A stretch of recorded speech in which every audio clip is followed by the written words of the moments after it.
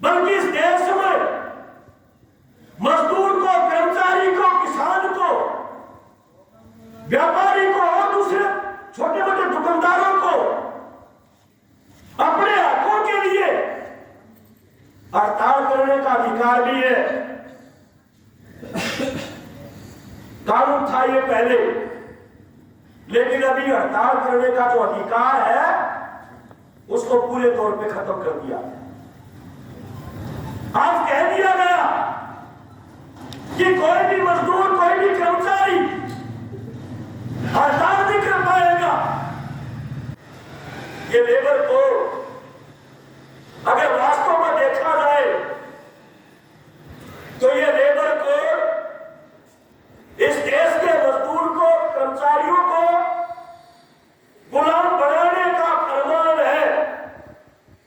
ये गुलामी का दस्तावेज है, इसके अलावा और कुछ नहीं। अब लेबर कोड का जो मसला है, हमारे परिवार, किसान परिवारों के लोग वो सोचते होंगे कि हमारा क्या वास्ता है। वास्ता है जैसे खेती के कानूनों से वास्ता मजदूर का था। अगर खेती बर्बाद हो जाती, वो कानून लागू हो जाते, तो उसकी कीमत मजदूर को भी अदा करनी थी, उसकी कीमत कर्मचारी को अदा करनी थी। इसी ढंग से ये लेबर कोड अगर लागू होते हैं तो इसकी कीमत किसान परिवार को भी अदा करनी पड़ेगी, और वो अदा इस रूप में करनी पड़ेगी। सरकारी महकमे लगातार बेच रहे हैं, प्राइवेट किए जा रहे हैं, तो किसान परिवार में जो पढ़ा लिखा नौजवान है, बेटा बेटी है, आखिर वो जाने करे रोजगार के लिए जाना तो उन्हें भी प्राइवेट में जाना पड़ेगा। फिर धंधा करने के लिए तो वो प्राइवेट में जाएंगे तो खाद उनकी भी उतरनी है, उनका भी शोषण हो रहा है। इसलिए तो लेबर कोड के खिलाफ ये पूरे देश के अंदर बहुत बड़ी हड़ताल होने जा। दूसरी बात, ठीक है, देश के किसानों ने कृषि कानून तो वापस करवा दिए, लड़ाई लड़के वो वापस होंगे। इस हड़ताल का दूसरा मुद्दा क्या है? इस हड़ताल के अंदर एक मुद्दा यह भी है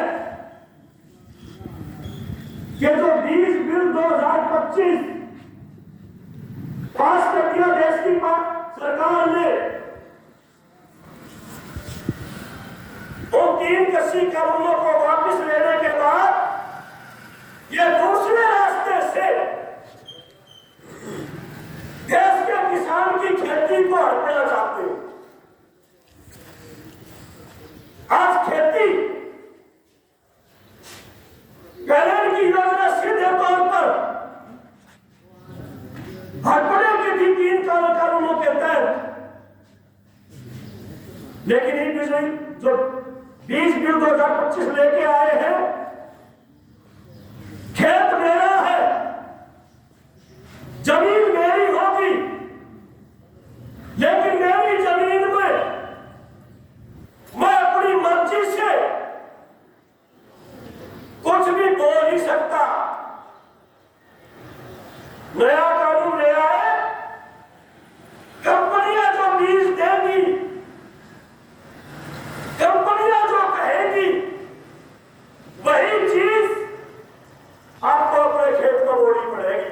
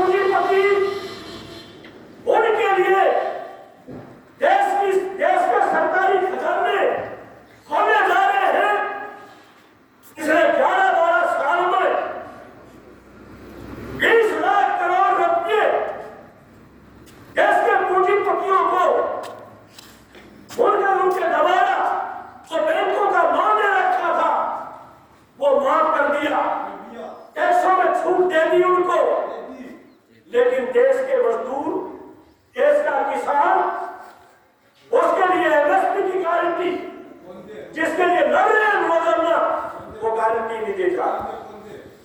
देश के मजदूर किसान आत्महत्या करने के लिए मजबूर है, उनके लिए उनके विकास की कोई योजना इनके पास नहीं।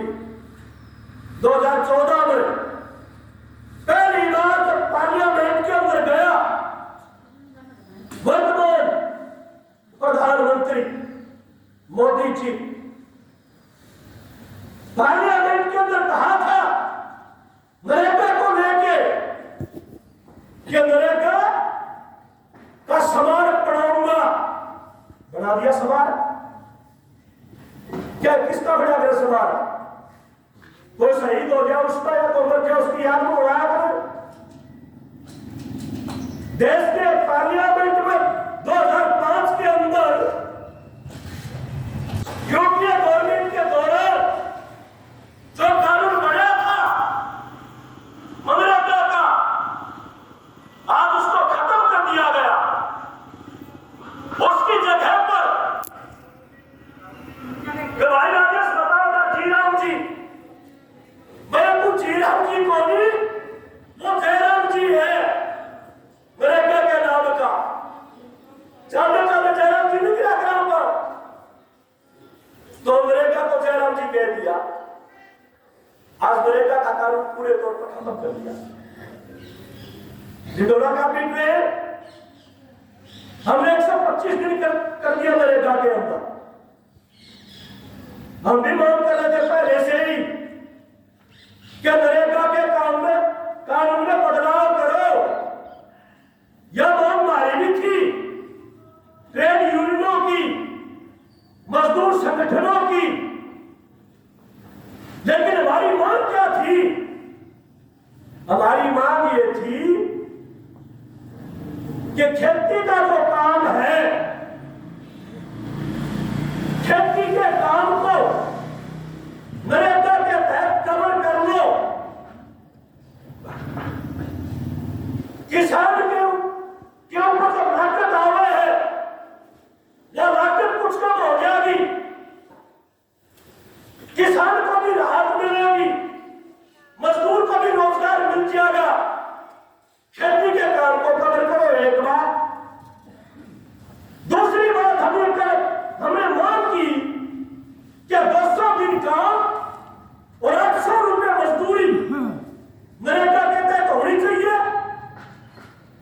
किसान भी जी जाएगा, मजदूर भी जी जाएगा, दोनों का रास्ता निकल जाएगा।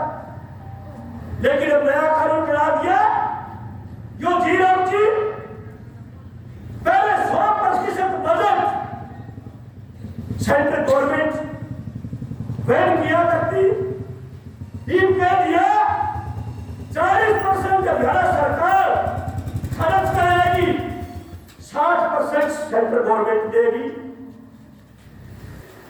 जीएसटी और टैक्स वो सारे केंद्र के पास आ रहे हैं।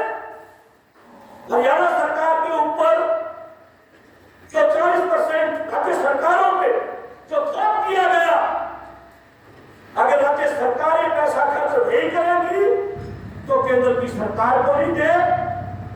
जयराम जी होगी नरेगा की तो डिमांड आधारित था नरेगा, अब डिमांड आधारित नहीं है।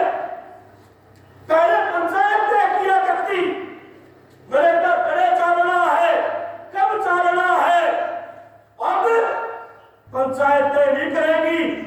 अब दिल्ली तक तय होगा कि नरेगा चल लेगा, चल लेगा। आज पूरे तौर पे नरेगा को खत्म करने की योजना।